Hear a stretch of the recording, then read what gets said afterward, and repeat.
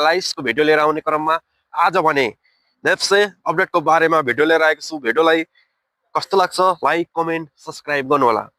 साथीहरू, तपाईहरू नेपाली शेयर मार्केटमा नयाँ हुनुहुन्छ र कुन सेक्टर बाई गर्ने कुन सेक्टर सेल गर्ने भन्ने विविध विषयमा जानकारी चाहिएमा हाम्रो ट्रेडिङ नेपालको युट्युब च्यानललाई सब्सक्राइब पनि गर्नुहोला र तपाईहरूले व्हाट्सएप ग्रुपमा जोडेर चाहिँ डेली वाच लिस्ट र कुन सेक्टर बाई गर्ने कुन सेक्टर सेल गर्ने भन्ने विविध विषयमा तपाईहरूले जानकारी लिन सक्नुहुनेछ। साथीहरू, तपाईहरू कुनै पनि सेक्टर बाई गर्दै हुनुहुन्छ र अब बाई गर्दाखेरि कुन सेक्टरबाट प्रफिट कतिसम्म लिन सकिन्छ र कस्तो खालको सेक्टर हो भन्ने विविध विषयमा तपाईहरूलाई जानकारी चाहिन्छ। तर यो जानकारीसँगै अब मार्केट कतातिर जान्छ र मार्केटले अब कस्तो अवस्था जनाएको छ र हामीले मार्केट कतातिर जान्छ भन्दा पनि एउटा नियम अनुसार मौद्रिक नीति राम्रो आए मौद्रिक नीतिमा पनि भर पर्छ र मौद्रिक नीति नेपाल राष्ट्रिय ब्याङ्कले चाहिँ ल्याउने गर्छ। अब यो मौद्रिक नीति भनेको के हो र मौद्रिक नीतिले मार्केटमा कस्तो खालको असर पार्छ र मौद्रिक नीतिबाट चाहिँ हामीले मार्केटमा के फाइदा हुन सक्छ भन्ने विविध विषयमा र मौद्रिक नीति अब के हेरफेर भएर आयो त, मौद्रिक नीतिले अब कि मार्केट अब अझै माथितिर जान्छ त, मौद्रिक नीति राम्रो आएसँगै अझै मार्केट माथितिर जान्छ त भन्ने विविध विषयमा आज हामी मार्केटलाई छोटो मिठो चर्चा र मौद्रिक नीतिको हेरफेरको बारेमा म छोटो मिठो भिडियो लिएर आएको छु। साथीहरू, मौद्रिक नीतिमा भएको महत्त्वपूर्ण हेरफेर ब्याज दर माथि सीमा र अर्थात् स्थानीय तरलतालाई चाहिँ सुविधाका दरलाई चाहिँ 6.00% चाहिँ घटाई 5.75% चाहिँ र नीतिगत दरलाई चाहिँ 4.50% लाई घटाई 0.25% कायम भएको छ। अब तपाईहरूले अलिकति नेपाली शेयर मार्केटमा लगानीकर्ताहरूलाई चाहिँ तपाईहरूले अलिकति ठुलो ट्रेडरहरूले चाहिँ मौद्रिक नीतिले के फरक पारेर चाहिँ मार्केटमा अगाडि बढ्न सकिँदैन भन्दाखेरि चाहिँ जस्तै तपाईहरूले अब 10-15 लाख 50 लाख 60 लाख लोन निकाल्नु पर्ने हुन्छ। यो लोन निकाल्दाखेरि चाहिँ तपाईहरूले अब नेपाल राष्ट्र ब्याङ्कले चाहिँ अब 0.00% चाहिँ अब जस्तै तपाईहरूले अलिकति लोन निकाल्दाखेरि चाहिँ अब जस्तै शेयर लोनहरू अब अनेक लोनहरू तपाईहरूले निकाल्दाखेरि चाहिँ अब यसमा लगानी गर्दाखेरि ट्रेडरहरूले अब महँगो प्रतिशतले तपाईहरूले पैसा निकाल्नु भन्दाखेरि अब अलिकति घटाएर चाहिँ जस्तै 5.75%ले चाहिँ नीतिगत दरलाई चाहिँ 4.50%ले घटाई 4.25% कायम भएको छ। अब जस्तै तपाईहरूले मार्केटमा अगाडि बढ्नुभन्दा मुद्दती निरपेक्ष ब्याज दर व्यक्तिगत मुद्दती निरपेक्ष र ब्याज दर भन्दा कम्तीमा 1% बिन्दुले कम गर्नुपर्ने र विद्यमान व्यवस्थालाई खारेज भएको छ। अब कस्तो खालको हो भने यो विद्यमान व्यवस्थालाई चाहिँ खारेज भएको छ भनेपछि विद्यमान व्यवस्था जस्तै तपाईहरूले पहिला अब जस्तै 0.00% ले चाहिँ अब मार्केटमा के अरे मौद्रिक नीतिमा अब ब्याङ्कहरूले चाहिँ पर्सेन्टले बढाइराखेको थियो। अब योलाई चाहिँ खारेज भएर चाहिँ 4.25% कायम भएको छ र त पहिलाको निरपेक्ष ब्याज दरलाई चाहिँ नेपाल राष्ट्रिय ब्याङ्कले चाहिँ खारेज गरिदिएको छ। अब जस्तै अर्को कुरा गरौँ, व्यक्तिगत अवधि आकर्षण र कर्जाको विद्यमान सीमाहरू 50 लाखबाट वृद्धि गरी 1 करोड कायम भएको छ। अब जस्तै तपाईहरूले अलिकति लोन निकाल्नु पर्यो अनेक गर्नु पर्यो तपाईहरूले 50 लाखबाट चाहिँ 50 लाख मात्रै निकाल्न पाइन्थ्यो। जस्तै अब यो सीमालाई चाहिँ बढाएर चाहिँ तपाईहरूले कायम लगानीकर्तालाई चाहिँ वृद्धि गरी 1 करोडसम्म चाहिँ हामीले यसबाट चाहिँ लोन निकाल्न सकिन्छ। अब तपाईहरूले शेयर अलिकति राम्रो खालको तपाईहरुसँग सम्पत्ति छ, यो कुराहरू सबै गोल्डहरू छ, तपाईहरूले यसलाई चाहिँ धितोमा राखेर चाहिँ अब 1 करोडसम्म चाहिँ तपाईहरूले लोन निकाल्न सक्नुभयो। अब 1 करोडसम्म निकालेर तपाईहरूले मार्केटमा अगाडि बढ्नुभयो भने त पछिको लागि त निकै राम्रो प्रफिट लिन सक्नुभयो नि त। अब अर्को मौद्रिक नीति के आएको छ भन्दाखेरि लघु वित्तीय संस्थामा धितोपत्र प्रवाह गरिने कर्जाको अवधि रु सीमा 7 लाखबाट वृद्धि गरी 15 लाख कायम गरिएको छ। अब लघु वित्तीय संस्थाबाट चाहिँ धितोपत्र प्रवाह गरिने कर्जा चाहिँ अवधि रु 7 लाख थियो, अब अहिले बढेर चाहिँ 15 लाख भएको छ। अब तपाईले 7 लाखबाट चाहिँ कर्जा बढेर चाहिँ 15 लाख भयो भने त मार्केटमा अब धेरै साथीहरूले पैसाको खेलबाड गर्न सक्नुहुन्छ, मार्केट निकै माथिल्लो स्थितिमा जाने देखिएको छ नि त। अब 7 लाखबाट बढेर चाहिँ 15 लाख कायम भएको छ। र 15 लाख कायम भएपछि त मार्केटमा राम्रो खालको स्थिति भयो। अब अर्को मौद्रिक नीति के आयो भन्दा लघु वित्तीय संस्थाबाट ऋण प्राप्त गरेका ऋण कर्जा र भुक्तानीमा पर्ने रहेका समस्यालाई चाहिँ ध्यानमा राखी कर्जा भुक्तानीका लागि परिमार्जन गर्न सकिने व्यवस्था मिलाइएको छ। जस्तै अब लघु वित्तीय संस्थाबाट चाहिँ ऋण प्राप्त गरेका चाहिँ अब ऋणीहरूले चाहिँ अब त्यसलाई चाहिँ भुक्तान कर्जाका लागि चाहिँ अब केही नेपाल सरकारले चाहिँ परिमार्जन गरी अब यसलाई के व्यवस्था मिलाएर चाहिँ हामीले सहज तरिकाले चाहिँ अब तपाईँहरूले तिर्न सक्नुहुन्छ, योलाई चाहिँ व्यवस्था राम्रो आएको छ। हालको बाढी पहिरो प्रभावलाई चाहिँ इलाम लगायत प्राकृतिक विपत्तिमा रहेका चाहिँ विभिन्न ठाउँका जिल्लाहरूलाई चाहिँ न्यूनतम 10%ले चाहिँ ब्याज असुली गरी एकपल्टका लागि हेरफेर गरिनेछ। अब जस्तै तपाईँहरूलाई इलाममा हुनुहुन्छ र इलाम बाहिर अब 10%ले चाहिँ तपाईँहरूले ब्याजको लागि चाहिँ अब डिस्काउन्ट जस्तै तपाईँहरूले हेरफेर हुनेछ। अब राम्रो खालको नीति आएको छ। तपाईँहरूले यो नीतिले गर्दा पनि अब मार्केट निकै माथितिर जाने सम्भावना रहेको छ। यो यस्तो मौलिक नीति राम्रो खालको नीति आयो भने मार्केट अझै माथितिर जाने व्यवस्था रहेको छ। अब वित्तीय भुक्तानी कारोबारमा बढिरहेको तथा महानगरपालिकाको बैंक तथा वित्तीय संस्था शाखा उल्लेखनीय रहेको सन्दर्भमा ब्याङ्क तथा वित्तीय संस्था समिति महानगरमा रहेका शाखा परियोजना एकीकरण गर्ने व्यवस्था मिलाइएको छ।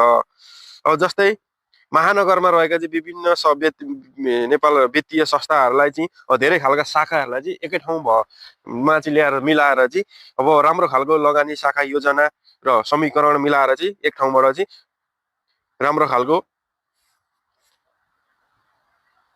रहेको छ।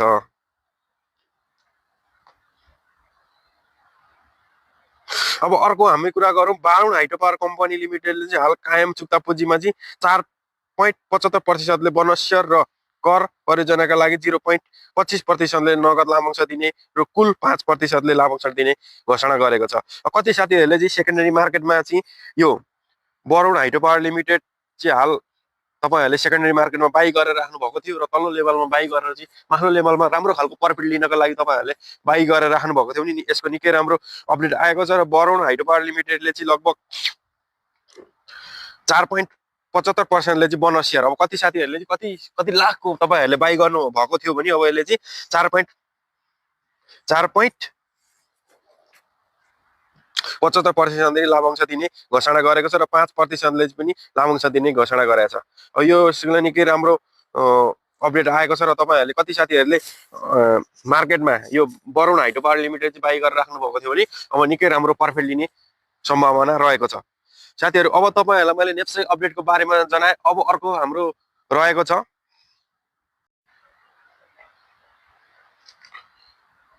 मैले तपाईँहरूलाई चाहिँ स्मार्ट के अरे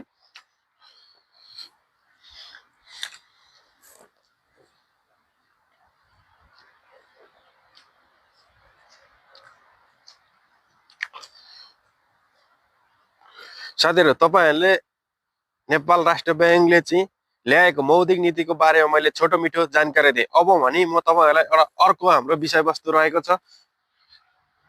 शेयर मार्केटमा लगानी गर्नुभन्दा अगाडि चाहिँ हामीले 10वटा रुल्सहरू चाहिँ फलो गरेर चाहिँ हामीले मार्केटमा अगाडि बढियो भने कसरी सफल ट्रेडर बन्न सकिन्छ भन्ने विविध विषयमा मैले एउटा छोटो मिठो जानकारी दिनेछु। साथीहरू तपाईँहरूले कुनै पनि शेयर सेक्टरलाई बाई गर्दै हुनुहुन्छ र यो सेक्टर कस्तो खालको हो, यसले कति बोनस डिभिडेन्ड दिएको छ छैन, इपिएस कति छ, सबै कुराहरूको चाहिँ टेक्निकल एनालाइज, फन्डामेन्टल एनालाइज, यो मार्केटको क्यापिटल कति छ, सबै कुराहरूको चाहिँ एनालाइज गरेर चाहिँ कुनै पनि सेक्टरलाई बाई गर्नु होला। तपाईँहरूले बाई गर्नुभन्दा अगाडि चाहिँ यो मार्केटमा कतिसम्म कारोबार भएको छ, कुन ब्रोकर एनालाइज, कुन ब्रोकरले कति किता चाहिँ बाई गरेको छ र कुन ब्रोकरले कति किता सेल गर्दैछ, सबै कुराहरूको चाहिँ एनालाइज गरेर चाहिँ मार्केटमा अगाडि बढ्नु हो भने तपाईँहरू मार्केटबाट चाहिँ सफल ट्रेडर बन्न सक्नुहुन्छ। अब हामीले सफल ट्रेडर बन्नका लागि सबैभन्दा पहिलो कुरो चाहिँ कुनै पनि सेक्टरको चाहिँ फन्डामेन्टल एनालाइज गर्नु पर्यो। फन्डामेन्टल एनालाइज भनेको के हो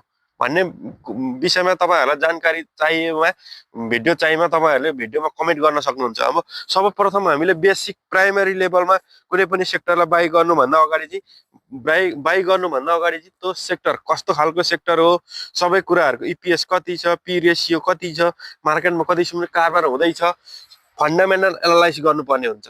अब अर्को कुरो भनेको हामीले कुनै पनि सेक्टर बाई गर्नुभन्दा पहिले अर्को कुरो के हेर्नुपर्ने हुन्छ भने त्यो कम्पनीको टेक्निकल एनालाइज। अब टेक्निकल एनालाइज गर्दाखेरि तपाईँहरूले के कुरा आरआइसी एमइसिटी मुभी एभरेज 3/30 को सबै कुराहरूको चाहिँ एनालाइज गरेर चाहिँ यो सेक्टर कस्तो खालको इन्डिकेटरहरूले कतातिर जान देखाउँदैछ र अब यसको अब तपाईँहरूले अनि अर्को कुरा तपाईँहरूले यो मार्केटमा त्यो इन्भेस्ट त्यो सेक्टरलाई बाई गर्नुभन्दा पहिला चाहिँ तपाईँहरूले त्यो मार्केट त्यो सेक्टरको बारेमा न्युजहरू एनालाइज गरेर चाहिँ मार्केटमा कुनै पनि सेक्टरलाई तपाईँहरूले बाई गर्नुभयो भने छोटो समयमा राम्रो प्रफिट लिन सकिन्छ। अब तपाईँहरूलाई मैले नेपाली सेयर मार्केटमा लगानी गर्नुभन्दा पहिला चाहिँ तपाईँहरूलाई 10 तरिका चाहिँ तपाईँहरूले अपनाएर चाहिँ मार्केटमा अगाडि बढ्नुभयो भने छोटो समयमा राम्रो प्रफिट लिन सकिन्छ। अब कुन कुन तरिकाबाट चाहिँ हामीले मार्केटमा सेक्टरलाई चाहिँ बाई गरेर चाहिँ अगाडि बढ्यो भने छोटो समयमा राम्रो प्रफिट लिन सकिन्छ भन्ने विविध विषय म तपाईँहरूलाई जानकारी दिनेछु।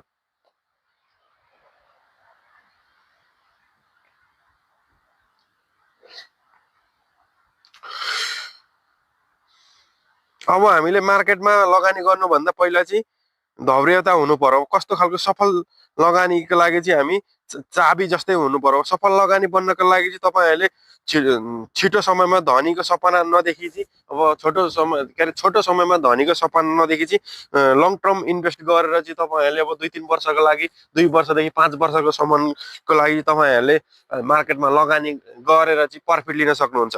अर्को हाम्रो रहेको छ रिस्क म्यानेजमेन्ट गर्न सिक्नु पर्यो। रिस्क म्यानेजमेन्ट भनेको चाहिँ के हो, जस्तै स्टप लसको प्रयोग नगर्नुहोस्। तपाईँहरूले अब कुनै पनि सेक्टरलाई बाई गर्नुभन्दा पहिला चाहिँ यो कम्पनी कस्तो रिस्कमा छ छैन कुराहरू तपाईँहरूले अब जस्तै 1200 मा किनेको 800 मा झराउँदै रिस्क म्यानेजमेन्ट गर्नु पर्यो नि त। मार्केटमा यो कुराहरूको चाहिँ एनालाइज गरेर अगाडि बढ्नुभयो भने तपाईँहरूले छोटो समयमा राम्रो प्रफिट लिन सकिन्छ। अर्को भनेको बोइङ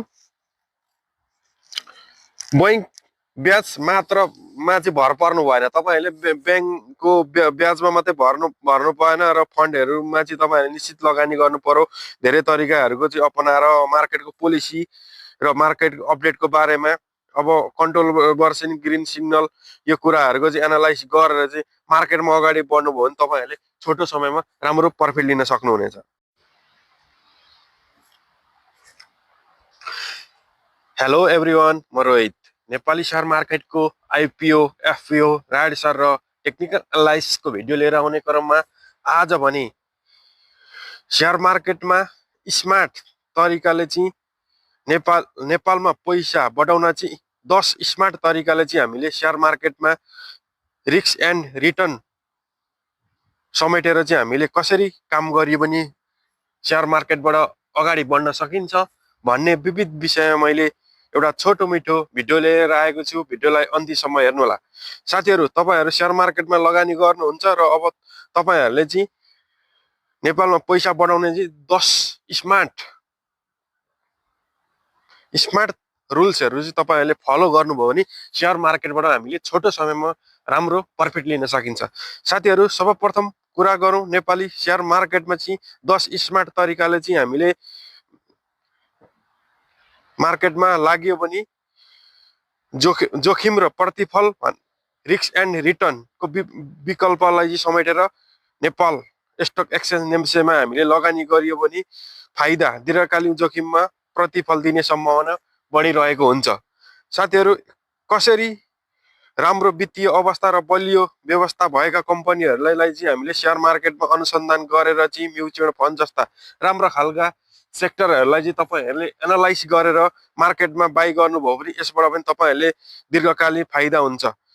अब म्युचुअल फन्ड र बाट पनि फाइदा हुन्छ। अब फाइदा कम पुँजी पनि र विविधीकरण र लोभमा नपरी राम्रो खालको व्यवस्था दिने र बैङ्क तथा वित्तीय संस्थाहरूलाई चाहिँ राम्रो खालको एनालाइज मार्केटमा कतिको क्लोज हुँदैछ, कस्तो खालको कम्पनी हो, यसले मार्केटमा कतिसम्मको प्रतिफल दिन्छ र फन्डामेन्टल एनालाइज कम्पनीको रेसियो सबै कुराहरूको चाहिँ तपाईँले मार्केटमा एनालाइज गरेर अगाडि बढ्नुभयो भने तपाईँहरूले सर्वप्रथम 10 मध्ये एउटा स्मार्ट तरिका अपनाउनु भयो भने सेयर मार्केटबाट सफलता अपनाउन सक्नुहुनेछ।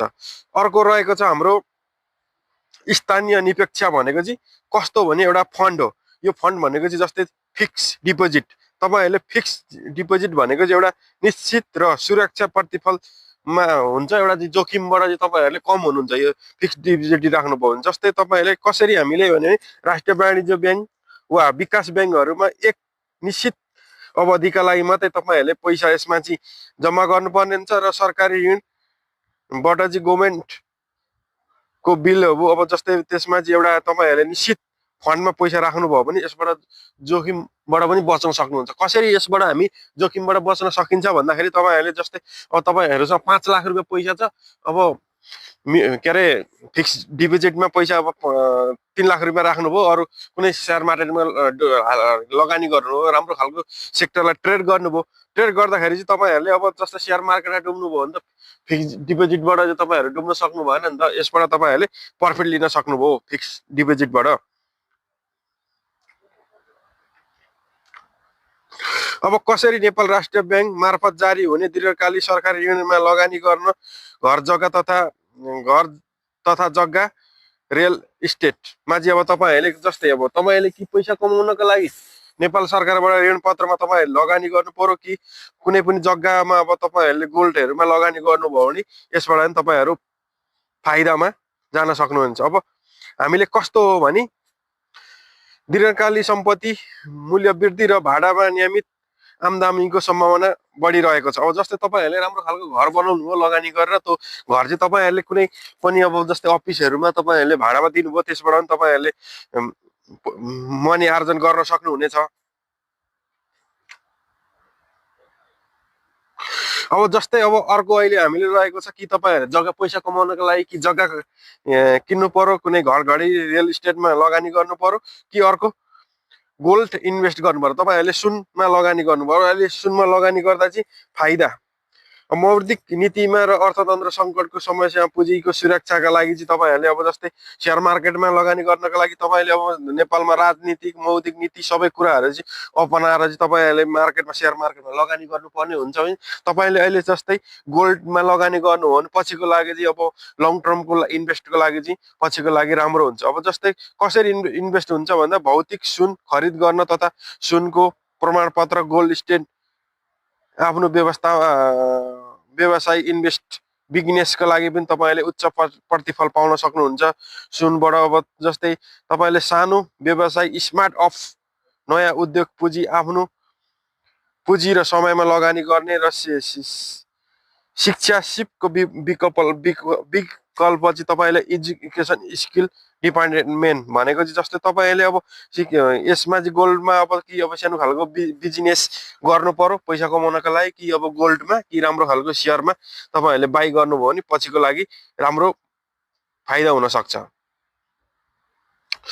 अब जस्तै अर्को एउटा हाम्रो रहेको छ बिमाको योजना इन्सुरेन्स प्लान। अब जस्तै तपाईँहरूले सेयर मार्केटमा कमाउनु भयो, अब तपाईँसँग पैसा छ, अब तर के अरे बिमाको योजना पनि गर्नुपर्ने हुन्छ।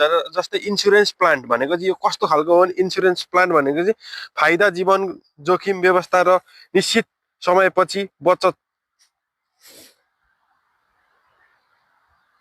चाहिँ तपाईँको रिटर्न हुने, कसरी आवश्यक अनुसार जीवन विकास गरी स्वास्थ्य बिमाका लागि आर्थिक सुरक्षा र सफल लगानीकर्ता बन्नका लागि 10 नौलो नियमहरूको चाहिँ मैले तपाईँहरूलाई भने। जस्तै अब तपाईँले यसमा लगानी गर्नुभयो र तपाईँहरूले बिरामी हुनुभयो भने त स्वास्थ्य बिमाबाट पनि तपाईँहरूले अब इन्सुरेन्सबाट पनि तपाईँको उपचार हुन्छ र मार्केटबाट अगाडि बढ्न सक्नुहुनेछ। अब तपाईँहरूले मार्केटबाट अगाडि बढ्नुपर्छ। तपाईँले अब अर्को हाम्रो अपनाउनु पर्ने भनेको चाहिँ जस्तै तपाईँहरूले सेयर मार्केटमा अगाडि बढ्नको लागि अब तपाईँहरूले एउटा भनेको टेक्निकल एनालाइज सिक्नु पर्यो, फन्डामेन्टल एनालाइज सिक्नु पर्यो। सबै कुराहरूको चाहिँ एनालाइज गरेर चाहिँ मार्केटमा अगाडि बढ्नु भने सफल लगानीकर्ता बन्न सक्नुहुन्छ।